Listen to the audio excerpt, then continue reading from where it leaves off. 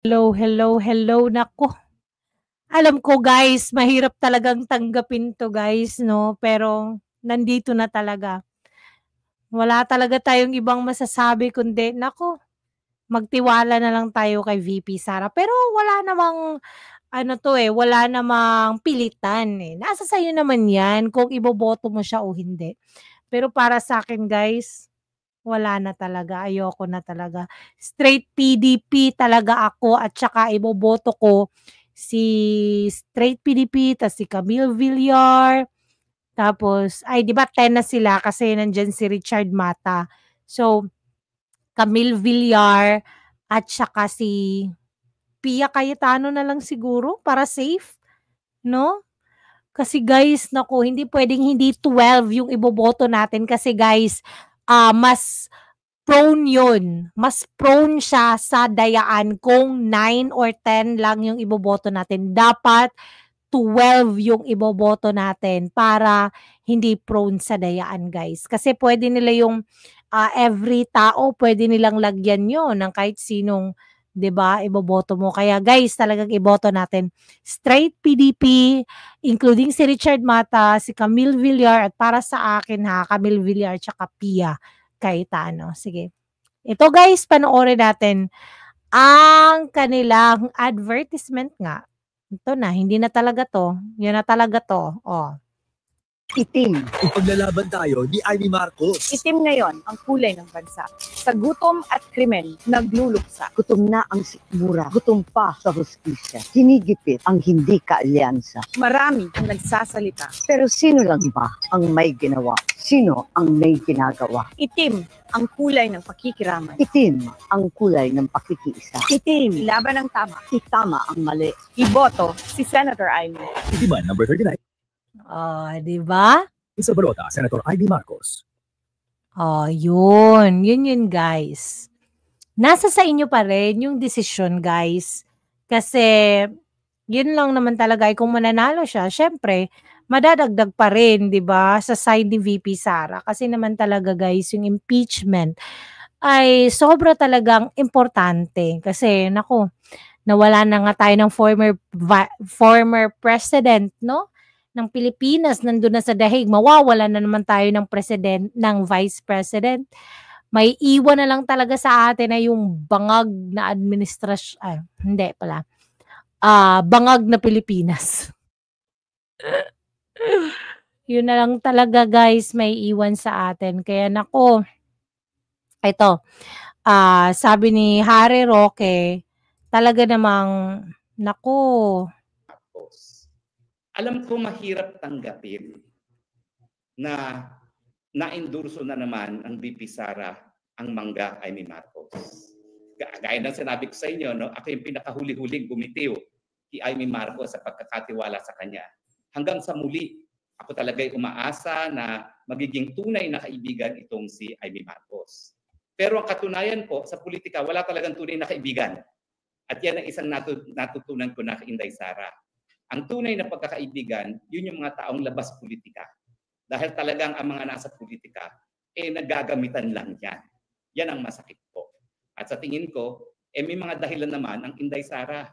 Huwag na po tayo magtampo kay Inday Sara. Bakit? Ang mga tatay ba natin, nakakulong ngayon sa dahig? Hindi. Ang ating posisyon ba ngayon ay nasa banta na matapos na dahil ikaw ay na-impeach na? Hindi. So kung Inday Sara na ang ama ay nasa kulungan sa dahig at kung si Inday Sara na siyang in-impeach na at dadaan sa pagliliti sa Senado ay nag-endorso pa rin kay Amy Marcos, sino ba naman tayo para tumutol? Hindi ko naman po sinasabi na hindi pwedeng magkamali si Inday Sara Duterte. In fact, nung sumunod ako sa kanya sa Unity, talaga alam naman natin na nagkamali si Inday Sara Duterte dyan. No? Pero sa ngayon, tingin ko naman, natuto na ng leksyon si Inday Sara. Yes. Kung dati madali siya magtiwala, ngayon hindi na madali magtiwala. Kung siya ay nag-endorso, meron ngayon siyang dahilan. At ito ay dahilan na naman sa larangan ng politika. So tama na po ang pagtatampo, tanggapin na lang natin na sa politika talaga kinakailangan magkaroon ng ganitong mga moves, kumbaga. Dahil Yes. sa politika talaga, kinakailangan may kakampi ka pag kailangan mo talaga ng kakampi, pero alam mo kung sino talaga ang tunay na mga kaibigan. Sa mga pinagdadaanan ko, kilala ko na rin po ang aking mga tunay na kaibigan. Sa totoo lang po, ako yung membro ng Kongreso, akala ko ang dami kong kaibigan sa Kongreso. Pero nung naglitis ang mga WAD committee, kung sino pa yung mga akalain kong mga kaibigan, unang-una, yung mga tinuturing kong pinakamalalapit na kaibigan, ni minsan hindi nagpakita sa hearing ng Quad Committee para ako'y saklolohan. The best that they could do was wag nang sumipot sa mga hearing. Pero hindi yun ang kinakailangan ko. Ang kinakailangan ko, rest back. Pero none of those whom I consider to be my closest friends in Congress were there. The most na ginawa nila, nag-absent sila. At yung mga lukulukong mga nanira sa akin, yung mga lukulukong na talagang kung ano-ano mga pinagsasabi laban sa akin, ay nako. Bagamat hindi ko naman sila tinuring talagang kaibigan kahit kailan, hindi ko naman akalain na tuturingin akong kalaban. Pero alam nyo, money talks talaga sa politika. Lahat naman mga nangyari sa akin, dahil pera-pera din po yan. Nadaan sila sa pera-pera. Marumi po talaga ang politika.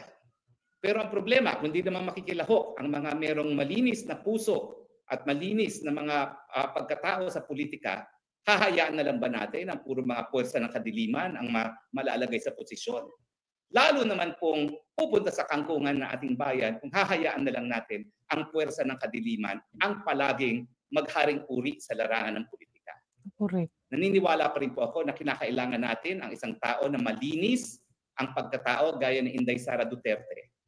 At kung si Inday Sara Duterte naman na pinagdadaanan ng napakadaming pagsusubok ay nagdesisyon na suportahan na si Mangga Amy Marcos, mangga pa rin ang mga Marcos, hindi pa rin dapat pagkatiwalaan ng mga Marcos, bantayin pa rin natin at pagdating ng panahon, parusahan ng mga Marcos. Pero sa ngayon, may kadahilanan po ang Inday Sara, kaya niya iniendorso ang Amy Marcos. Suportahan na lang po natin ang ating Inday Sara Duterte. Sa palagay ko rin, kaya ginawa yan ni Amy kasi alam naman niyang sobrang lakas ni VP Sara, no? Sa presidential nominees. Sobrang lakas talaga ni VP Sara. Siguro sa tingin niya, naku, pag naging presidente to, kawawa talaga kaming lahat. Baka i-exile na naman kami sa Hawaii. Kaya naku, dito na lang talaga ako. Kaya siguro no, din natin alam kasi win-win situation 'yan para sa kanya, eh. Maging senador siya, tapos 'pag mare-re-elect siya sa senador, tapos 'pag nanalo si VP Sara ay maganda din 'yun para sa kanya. Kasi ano na sila, eh, kaalyansa. Kaalyansa, naku ang pangit, hindi. Ah, ano ba? Ano bang tamang ka-partner? Oh, basta gano'n. So guys, anong masasabi niyo?